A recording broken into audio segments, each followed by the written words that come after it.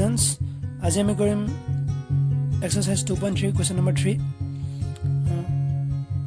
question কৈছে যদি দুটা শূন্য root over 5/3 আৰু minus root over 5/3 তেন্তে 3x to the power 4 plus 6x cube minus 2x square minus 10x minus 5 ৰ বাকি আটাইবোৰ শূন্য উলিওৱা এটা আমাক দুটা শূন্য দি থোৱা আছে আৰু বাকি শূন্য কেইটা উলিয়াবলৈ কৈছে এটা কথা উলিয়াব লাগিব যে যেহেতু ৰৈখিক বহুপদৰ কাৰণে এটা শূন্য আৰু দ্বিঘাত বহুপদৰ কাৰণে দুটা শূন্য আৰু ত্ৰিঘাত বহুপদৰ কাৰণে তিনিটা শূন্য আৰু যেহেতু এটো চতুৰ্ঘাতী বহুপদ যদি ইয়াত x ৰ সৰ্বোচ্চ ঘাত 4 গতিকে এটা চতুৰ্ঘাতী বহুপদ গতিকে ইয়াৰ 4টা শূন্য ওলাব তাৰে আমাক দুটা দি থোৱা আছে বাকি অন্য কেইটা উলিয়াব লাগে ইয়াত দুটা দিয়া আছে বাকি কেইটা উলিয়াব লাগে সো ফাৰ্স্ট লিখি লম বাকি আৰু দুটা ওলাব সো ফাৰ্স্ট লিখি লম দিয়া আছে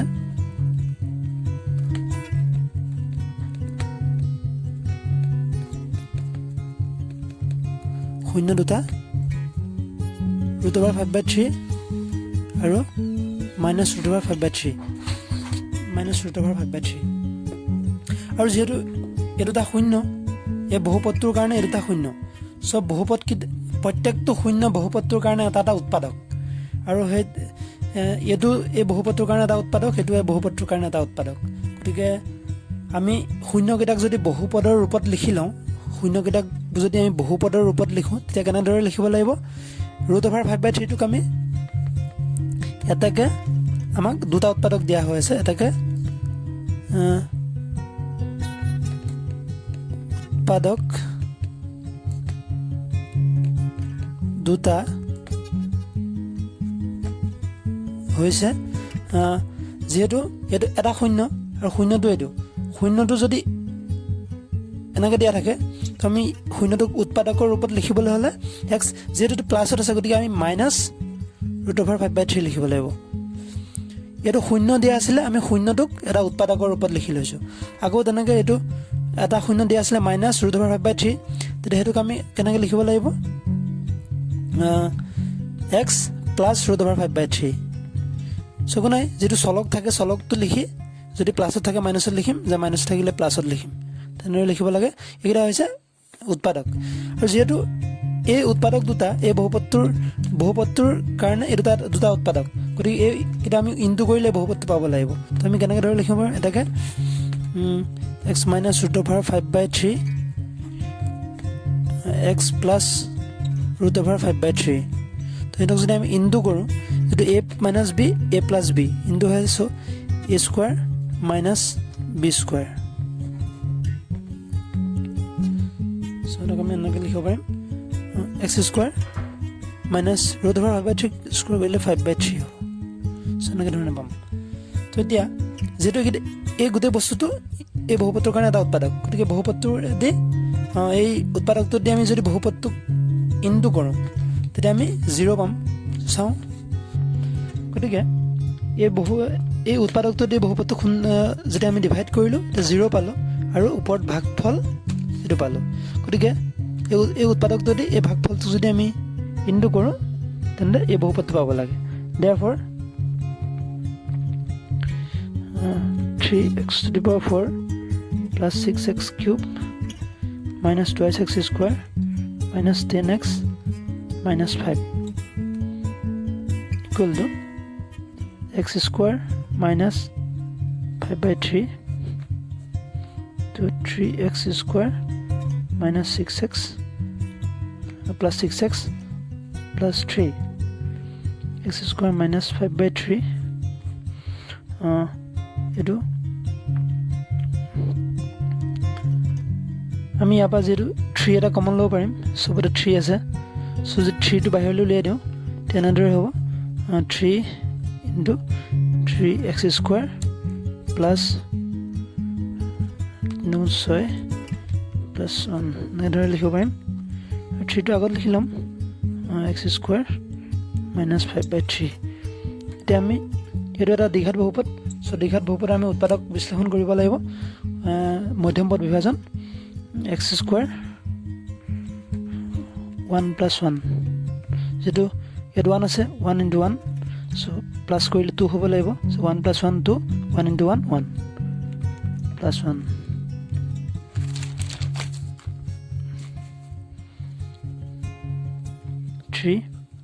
x square minus 5/3. So x square plus x plus 1.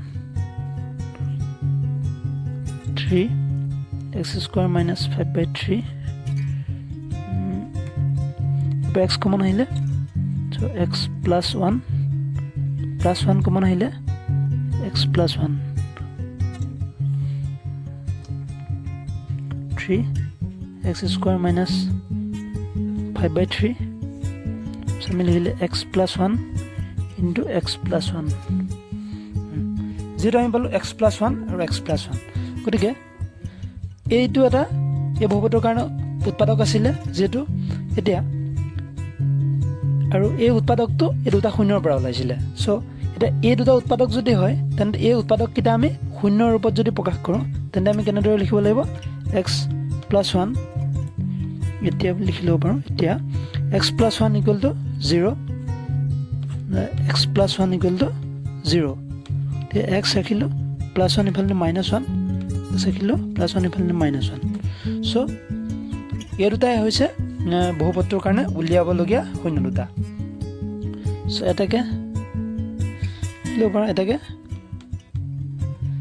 বাকি শূন্য দুটা, এটাকে বাকি শূন্য দুটা minus 1 এনেদৰে লিখিলে হ'ব।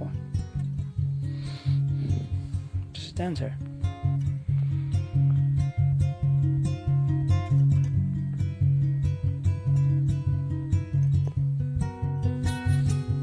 এতিয়া কৰিম question number 4. x cube minus 3x square plus x plus 2 এটা বহুপদ gx ৰে হৰণ কৰাত ভাগফল minus x minus 2 আৰু ভাগশেষ minus 2x plus 4 পোৱা গ'ল gx উলিওৱা। সো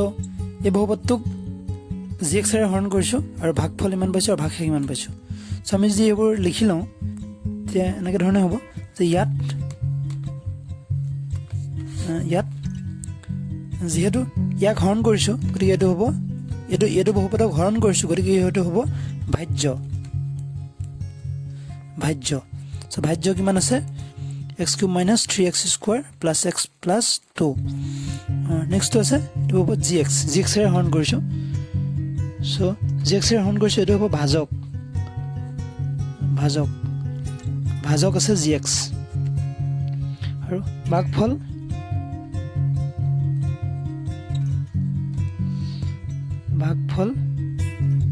x minus 2 আৰু ভাগশেষ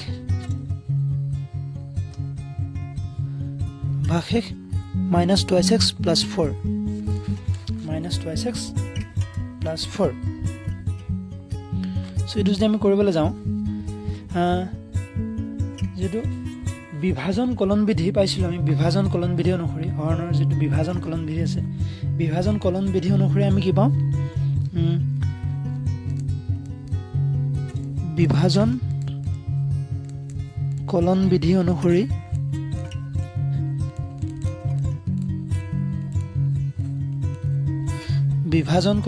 অনুসৰি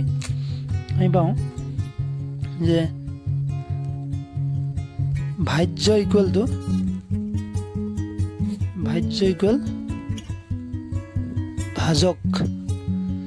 ভাজক ইনটু ভাগফল যোগ ভাগশেষ। এটাকে আমি যদি ইয়াত দিয়া মানবোৰ ইয়াত বহাওঁ যে ভাজ্য আমাক দিয়া আছে x cube minus 3x square plus x plus 2 equal ভাজক দিয়া আছে gx আৰু ভাগফল দিয়া আছে x minus 2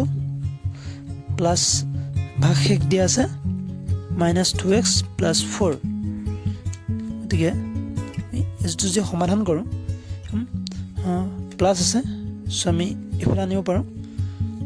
তেনেধৰণে কৰিলে x cube minus 3x square plus x plus 2 so এইটো যদি আমি এইফালে আনো মাইনাছ হ'ব minus 2x plus 4 যেতিয়া আমি সিহঁতক ব্ৰেকেটৰ ভিতৰতে আনিছোঁ so gx into x minus 2 যে আমি ব্ৰেকেটটো উঠাই কৰিবলৈ যাওঁ 2 square plus x plus 2 minus মানে plus 2x minus plus minus 4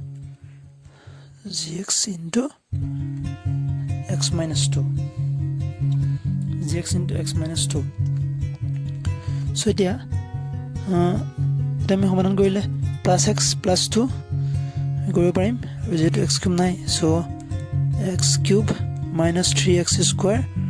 আৰু plus x plus 2x so plus 3x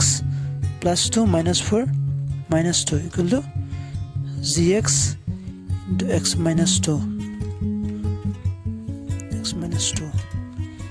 আৰু যে মই gx টো ৰাখি এটো ডিভাইড কৰোঁ তেনে আমি এনেদৰে লিখিব পাৰিম gx equal to x cube minus 3x square plus 3x minus 2 divided by x minus 2 x cube minus 3 square plus so এই ওপৰ ভাগটো এটো যদি আমি ডিভাইড কৰোঁ gx ৰ মানটো পাই যাম so আমি ডিভাইড কৰিব লাগিব x minus 2 দি যেতিয়া ইয়াক ডিভাইড কৰিছিলোঁ আমি পালো ভাগফল পালো x square minus x plus 1 and therefore gx equal to x square minus x plus 1 সেইটো answer Students, ভিডিওটো যিমান পাৰা শেয়াৰ কৰা যাতে ইয়াৰ পৰা সকলো উপকৃত হয় আৰু যদি বিশেষ অসুবিধা থাকে ডেসক্ৰিপচনত থকা WhatsApp লিংকৰ জৰিয়তে মোক যোগাযোগ কৰা